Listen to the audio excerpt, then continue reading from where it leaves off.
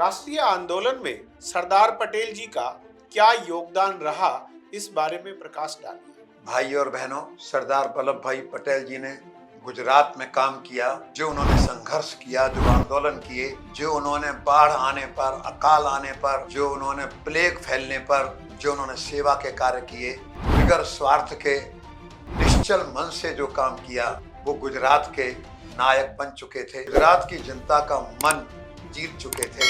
जो भी सही आदमी उनके संपर्क में आता था, वो उनसे दूर नहीं हो पाता था। अब कांग्रेस कमेटी की तरफ से भी आंदोलन और कार्यक्रम आने लगे थे। 1919 में रॉलेट एक्ट एक कानून आया। ये नागरिकों की स्वतंत्रता पर आघात करता था। पूरे देश के अंदर इसका विरोध हुआ। सरदार पटेल जी ने गुजरात के अंदर कोई भी बड़ा कार्यक्रम ऐसा आता था, प्रवास पर निकल जाते थे, काम गांव में निकल जाते, नाम उनका हो चुका था। लोग उनकी आरती उतारते थे, माताएं बहनें तिलक करती थी, किसानों का, गांवों का, लोगों का हजूम उनके पीछे चल पड़ता था। 1919 का रॉलेट एक्ट आया। उन्होंने इसका गुजरात के अंदर काफी विरोध किया। अहमदाबाद के अंदर एक बड़ी सभा करके इसके बारे में बोला, काफी ओजस्वी भाषण दिया। 1921 आ गया। महात्मा गांधी ने पूरे देश को राष्ट्रीय स्तर पर जो कार्यक्रम दिए, ये पहला कार्यक्रम नॉन कॉपरेशन मूवमेंट, असहयोग आंदोलन इसको कहा गया। पूरे देश के अंदर असहयोग आंदोलन चल पड़ा। कहीं पर रेल की पटड़ी उखाड़ी गई, कहीं पर थानों पर हमला हुआ, कहीं पर अंग्रेज पुलिस और सेना के साथ भिड़ंत हुई। और 1922 आया। गोरखपुर के पास एक स्थान है चोट, वहां पुलिस ने लाठीचार्ज किया। लोगों का भी गुस्सा आ गया और लोगों ने 21 पुलिस वालों को थाने के अंदर बंद करके आग लगा दी। पुलिस वाले 21 के 21 जल करके मर गए। आप और हम सब जानते हैं, इस केस के अंदर पंडित मदन मोहन मालवीय जी ने पैरवी करके बहुत मदद किया, बहुत लोगों को बचाए भी था उन्होंने। तो महात्मा गांधी ने इस आंदोलन को वापस ले लिया। ये हिंसा हो गई। सरदार पटेल जी को अच्छा नहीं लगा। उन्होंने कहा भी कि बापू, ये आपका आंदोलन वापस लेना हमको अच्छा नहीं लगा। इस प्रकार जलियांवाला बाग की घटना भी 1919 में, ये सब जो अंग्रेजों के अत्याचार अन्याय हो रहे थे के विरोध के अंदर ही वो सारे का सारा हो रहा था। साइमन कमीशन आता है।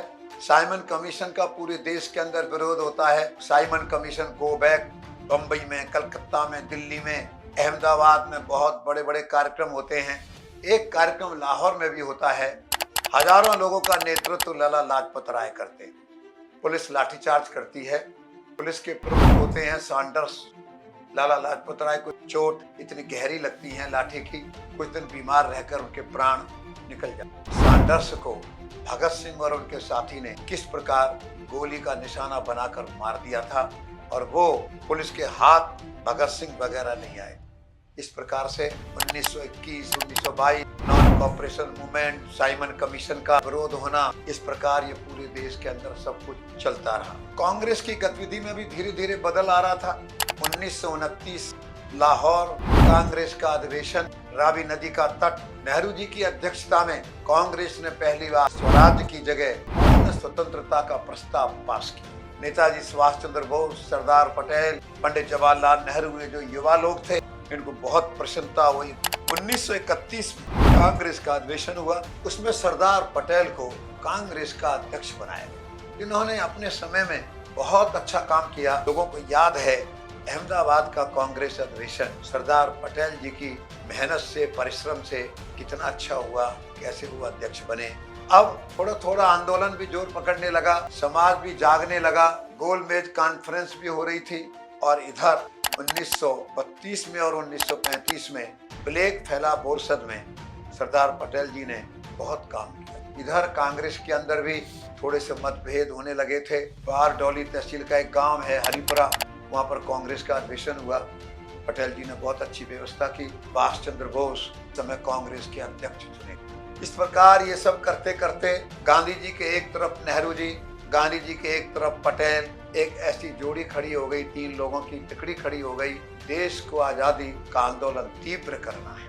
1942 में भारत छोड़ो आंदोलन, ये प्रस्ताव पास किया कांग्रेस ने। पूरे देश के अंदर एक करो या मरो, इस प्रकार का नारा महात्मा गांधी जी गिरफ्तार होने से पहले दे गए थे। 1942 का आंदोलन पूरी ताकत के साथ अपने को लड़ना है। जैसे ही प्रस्ताव पास हुआ, आंदोलन की घोषणा हुई, सरदार पटेल, पंडित जवाहरलाल जी नेहरू, डॉक्टर राजेंद्र प्रसाद, उस समय के जो भी बड़े नेता थे 15-20, इन सबको गिरफ्तार कर लिया गया। इनके गिरफ्तार होते ही पूरे देश के अंदर एक गुस्सा, एक रोष इसके अंदर फैल गया और पूरे देश का माहौल कैसा हो गया। कहीं पर रेल की पटरियां उखाड़ी जा रही, रेल की बोगियां फूकी जा रही हैं, पुलिस थानों पर हमले हो रहे हैं, सरकारी आवास, सरकारी संस्थान, इन पर हमले हो रहे हैं, पुलिस के साथ लड़ाइयां हो रही हैं। इस प्रकार का माहौल देश के अंदर बन गया। ये माहौल देखकर सरदार पटेल ने अपने विचार व्यक्त किए। अब अंग्रेज भारत में ज्यादा दिन नहीं रह पाएंगे, उनको भारत से जाना ही होगा। द्वितीय विश्व युद्ध प्रारंभ हो गया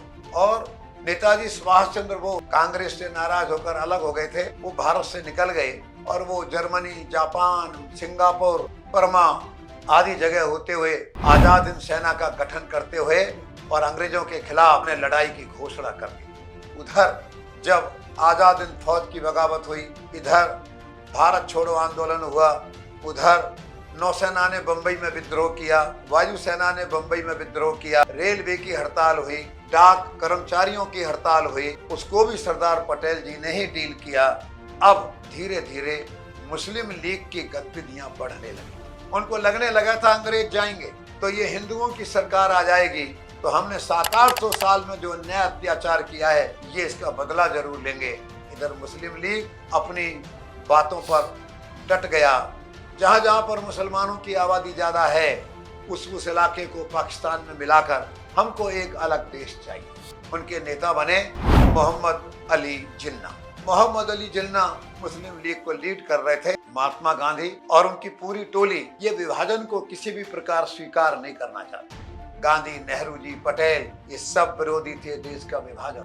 महात्मा गांधी जी जिन्ना को मिलने के लिए 19 दिन तक लगातार वार्ता चली, लेकिन जिन्ना नहीं माने और आखिरकार ये निर्णय करना पड़ा, अगर ये नहीं मानते हैं तो कांग्रेस वर्किंग कमेटी की मीटिंग। उधर अंग्रेज सरकार, अंग्रेज हुकूमत ने भी विचार किया, आज भारत देश की जो परिस्थिति है, जिस सेना के दम पर हम राज करते थे उसी सेना ने बगावत कर दी है, अब हम उस पर राज नहीं कर सकते। अब जनता और वहाँ की सेना और पुलिस तीनों मिलकर के हमसे लड़ेंगे, हमारा जीना मुश्किल हो जाएगा। अच्छा यही है कि भारत को स्वाधीन कर दिया जाए। लेकिन अंग्रेज बहुत चालाक था, मुसलमानों को पाकिस्तान देंगे और बाकी भी भारत के टुकड़े कर देंगे। इधर मुस्लिम लीग लड़ाई की तैयारी कर रही, उधर अंग्रेजों के षड्यंत्र चल रहे थे और कुल मिलाकर के जो कुछ आंदोलन चले, 1921 non cooperation movement, 1942 quit India movement, 1943, 44, 45 Azad Hind फौज, 1946 नौसेना वायुसेना का विद्रोह, देश का जनमानस अब ज्यादा गुलामी सहन करने को तैयार नहीं था, तो आखिर अंग्रेजों ने देश के विभाजन की स्वतंत्रता देने की तैयारी कर दी।